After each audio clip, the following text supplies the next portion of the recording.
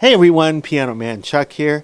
Today I want to talk about microphones and specifically as it relates to recording an acoustic piano. Now, most of the videos that you see me playing are a digital piano. I don't use microphones for that. We'll get into recording digital pianos in another video. Right now, this is for recording your own acoustic or your real piano at home, whether it's a upright or a console or a baby grand or a concert stretch piano. It's an acoustic piano. And the only way to record that, just like the only way to record a human voice, whether it's talking or singing, is with a microphone. Now there's all kinds of microphones. There's condenser microphones and dynamic microphones and carbon granule microphones and piezoelectric and fiber optic and laser and liquid and MEMS. And yes, even speakers can be used as microphones. We're not going to go that route today. But basically, when you're recording music, whether it's live or in a studio, it's narrowed down to just two types of microphones: condensers and dynamics. And right now, what I'm using is a dynamic microphone. This happens to be a vocal microphone, and you can always tell a vocal microphone because it has this round mesh globe around it. Here's one that's not black, so you can see it a little better. And here's another one that has a black globe around it. So basically what that vocal microphone is supposed to do, that wire mesh globe that's around here, what that does is it reduces popping sounds and SH sounds, that kind of thing.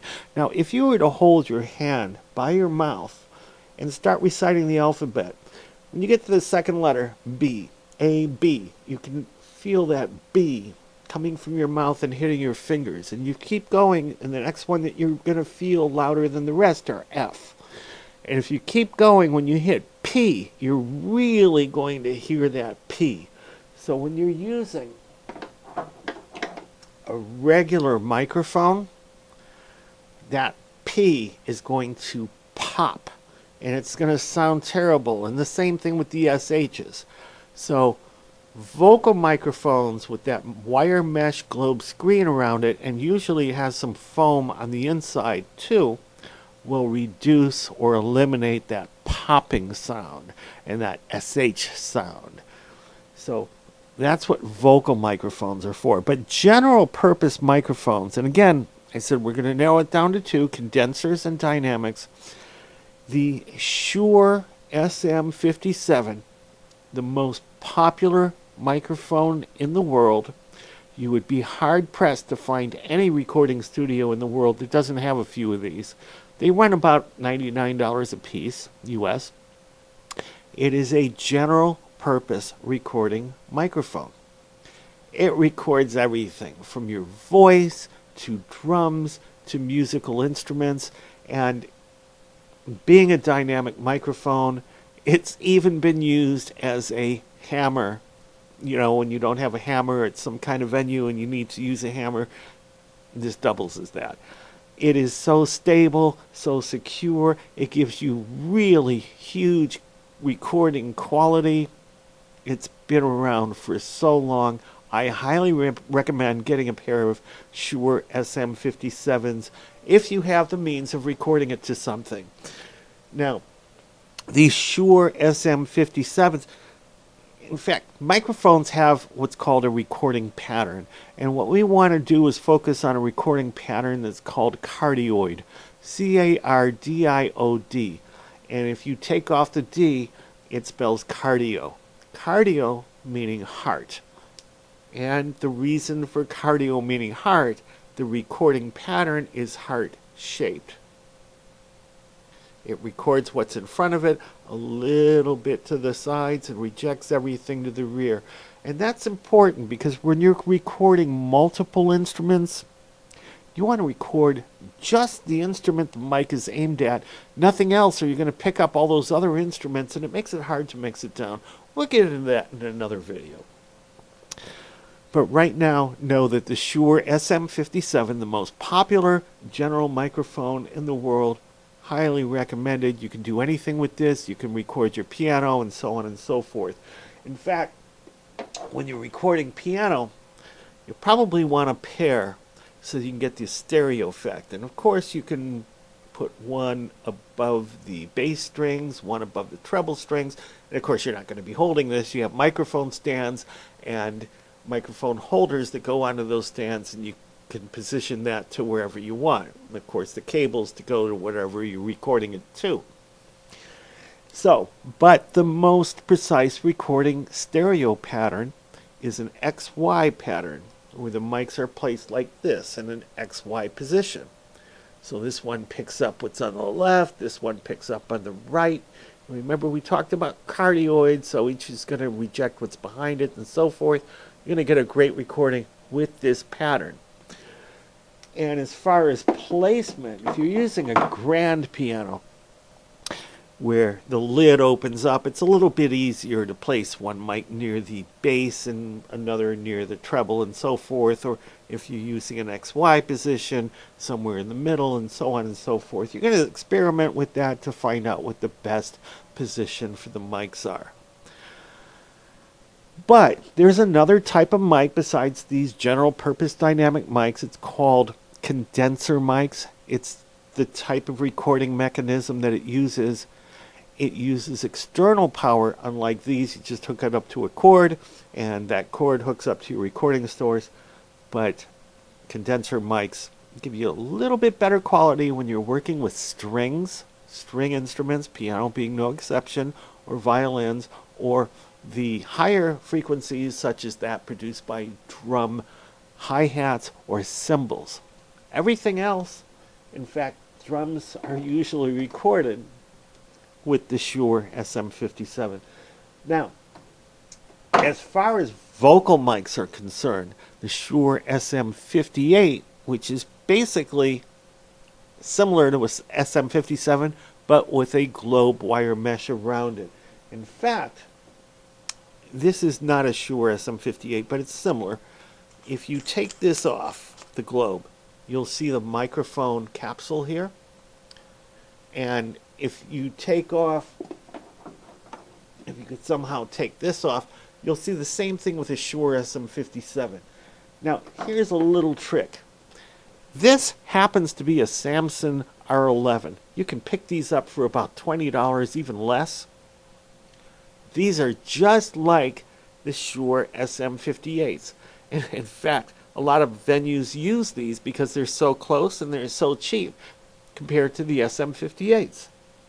And if you keep the globe off, that wire mesh, you can use this as an SM57 and record like drum kits and instruments and so on and so forth for less than $20 a mic.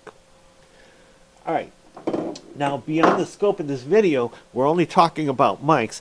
Those mics have to be hooked up to something to record to, whether it's an old-fashioned reel-to-reel analog recording deck or a modern-day DAW, which is an acronym for Digital Audio Workstation, or sequencer, whether that's running on a computer or it's a standalone unit. It has to be hooked up to something to be able to record that. All right. Now, with that out of the way, I know it's sounding a little bit complicated, so for those who really want to capture their acoustic piano and not have to worry about mics and cables and DAWs or sequencers or recorders and so on and so forth, here is the best of both worlds. This is a Zoom H4n. H as in Harry, 4 as in the digit 4, N as in Nancy. This is a portable recording studio. It's a 4-track recording studio in your hand. It's got condenser microphones without you worrying about supplying phantom power. It is the recording mechanism, so you don't have to worry about cables or setup or anything like that. In fact, you have a little mic stand. You can expand this. Or a full-size mic stand that stands 3, 4, 5, 6 feet, whatever you want. And it's got the standard adapter on the back where you just screw it in.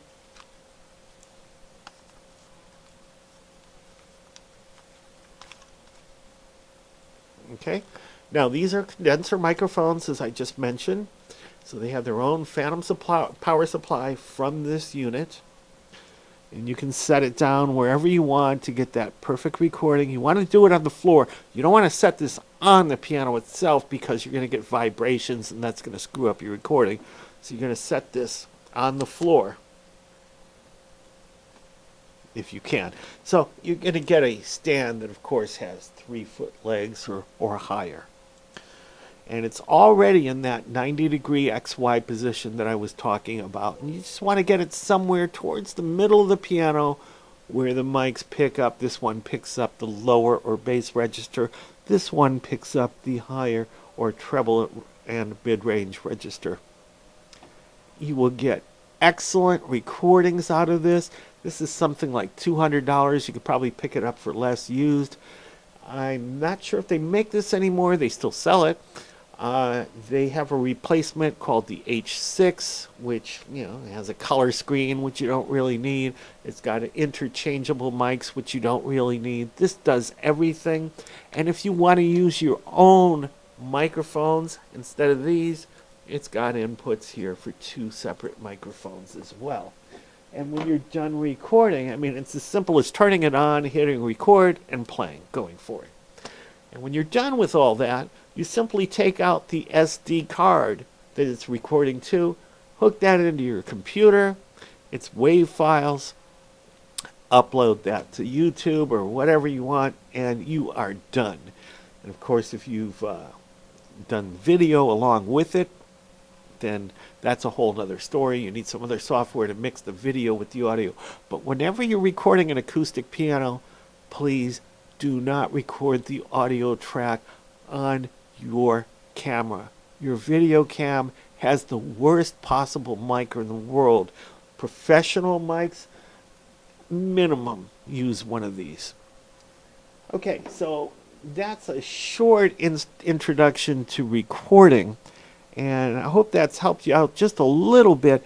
And if you want me to get into more detail on mics and recording and that kind of thing, let me know. I will be happy to make videos about that in the future. In the meanwhile, Piano Man Chuck, peace out. Thanks for watching.